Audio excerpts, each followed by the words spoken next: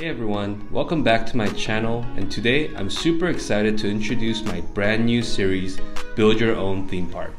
In this series, I will be challenging myself to build a hypothetical theme park by following a set of rules and limitations.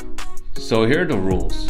I have to pick out a total of 8 roller coasters, 4 non-coaster rides, 1 food franchise, and 1 overall theming for my park.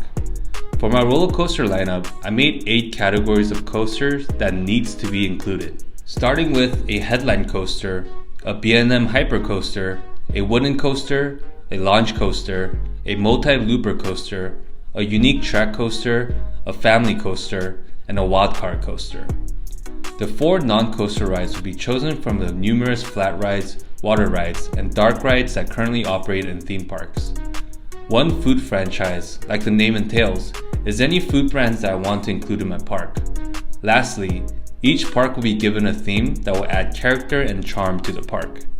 Now let's get started. Since this is a brand new series, the first episode will not have any unique challenges. But moving forward, I'll have different challenges such as rides from only Six Flags chain, or rides from only Europe, and so on. And without further ado, episode 1. Let's kick off the series right by selecting a great headline coaster for my dream park, Steel Vengeance. If you love theme parks and roller coasters, Steel Vengeance should be on top of your bucket list. It's a 200-foot tall masterpiece built by RMC, and it's arguably the greatest roller coaster of all time, with its intensity, speed, and airtime moments. I mentioned in my last video how this was the coaster I looked most forward to riding, so please check out that video if you haven't yet. Steel Vengeance will be the centerpiece of my park, much like how it is currently for Cedar Point. Next, my park needs a solid B&M coaster, and I can't really go wrong with whatever I choose, since most of them are so great. But the one I chose for my dream park is Raging Bull from Six Flags Great America. People might have mixed opinions on this since other hypers such as Mako or Shambhala are more popular than this one. However, this is my dream park and I can choose whatever I want. I want you to suck it. Just kidding, please keep watching. Though not the most popular, Raging Bull's first drop is top notch and the rest of the ride is very solid as well.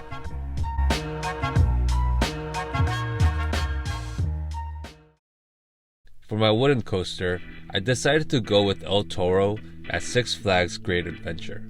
Why? Because it's freaking El Toro. It's a rare prefabricated wooden coaster built by Intamin and one of the greatest coasters in the world.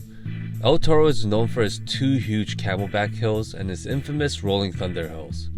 It also has a super long train, so if you're a backseat rider like myself, you'll have a good time. With El Toro in my coaster lineup, my park would have an unbeatable 1-2 punch with Steel Vengeance as its partner. Launching coasters are one of the most popular coaster models, and I believe every great theme park must have one. And the launch coaster for my park will be the fastest in the world, Formula Rossa at Ferrari World Abu Dhabi. This hydraulic launch coaster is advertised to reach the top speed of 149 miles per hour, which is 21 miles per hour faster than the second fastest coaster in the world, King the Ka. Formula Rossa also differs from other accelerator coasters since it doesn't have a traditional up and down layout. It actually has a very long layout with long banking turns and several airtime hills.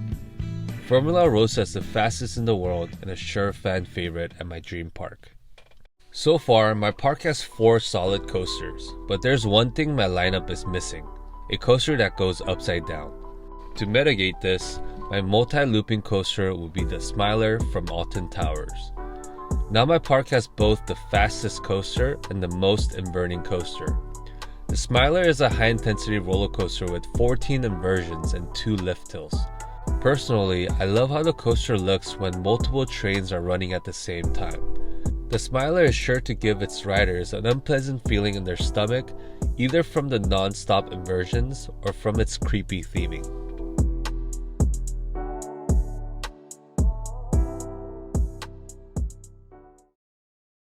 The next category of roller coaster my park needs is a unique track coaster. This includes any coasters that doesn't have a traditional track right under the train, such as wing coasters, inverted coasters, and flying coasters. I decided to go with an iconic invert from Phantasialand in Germany, Black Mamba. Though it stands less than 100 feet tall, it makes it up for it by staying low to the ground and using the trenches. It's fairly high-paced, going in and out of the underground tunnel and maneuvering around the African-themed buildings. An overall solid coaster.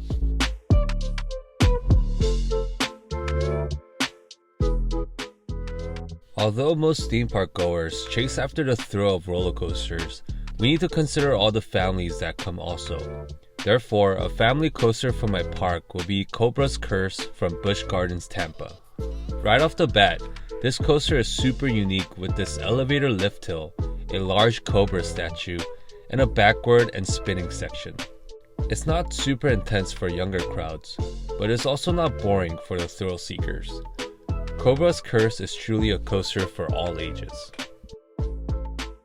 Last but not least, we have our wildcard coaster. In this category, I get to choose that one coaster that seems to be missing in my park. And for my park, that missing piece is Eejinaika-FugiQ Highland. Simply put, Eejinaika is a perfect version of the 4th generation coaster X2 at Six Flags Magic Mountain. It fixed all the problems that X2 had, and it's one of the greatest coasters in the world. And if you ever experience any of those 2 rides, you will understand how intense and chaotic it is, and my park would not be complete without it.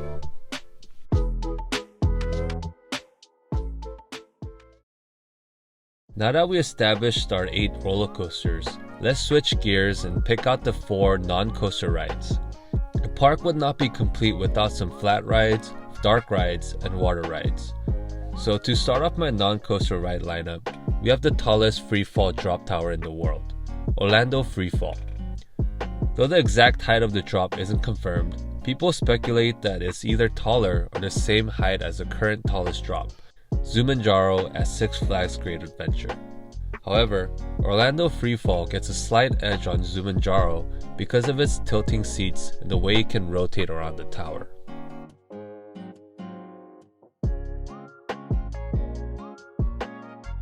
My second non-coaster ride will be another popular flat ride, Crazanity from Six Flags Magic Mountain. I honestly don't know why I'm including this ride because I absolutely hate this ride. Not because it's a bad ride, but because I get so nauseous every time I ride it. Still, I understand that these giant discovery swings are super popular with the general public, and as a good theme park owner, I must put the needs of my guests over my personal needs. Next, we go back to Phantasialand in Germany to steal their popular water ride, Choppas. Choppas is a fantastic lock flume ride with a great theming and a charming indoor section. However, the second half is where the ride really shines. Starting off with an unexpected twist where the ride turns you 180 degrees. After a medium-sized drop while you're going backwards, there's another switch track that makes your boat face forward again. Then the grand finale, an amazing drop and an airtime hill. Yes, an airtime hill on a lock flume. This ride looks like a lot of fun and is a must in my park. For my last non-coaster ride, I decided to add the greatest dark ride in the world, Rise of the Resistance at Disneyland. This fully immersive dark ride has a fantastic queue full of Easter eggs, and a super detailed pre-ride section that makes you feel like you're actually in the Star Wars universe. And finally, the ride itself has a super high-tech trackless layout with a lot of great action. Starting from the crazy realistic animatronics, live-scale props, and a surprising drop section. Even if you're not a fan of Star Wars, you can't help to be in awe of how grand and detailed everything is. Now that we got the rides out of the way, we need to add 2 more finishing touches to my park. First, we need to decide what food franchise I want to add to my park. Keeping in mind that theme park foods has to be theme park foods, my choices are limited to just fast food franchises. Therefore, I decided to choose my favorite fast food franchise, In-N-Out. Another biased opinion, but I believe In-N-Out has the best burgers in the world, and the millions of West Coast residents can vouch for that. It's fast, affordable, and delicious. And lastly, our park needs a theming. Most parks have their own unique theming around their facilities. Some places have an overarching theme around their entire park, such as Hershey Park, while others, such as Six Flags and Cedar Fair, have different sections of the park themed to something.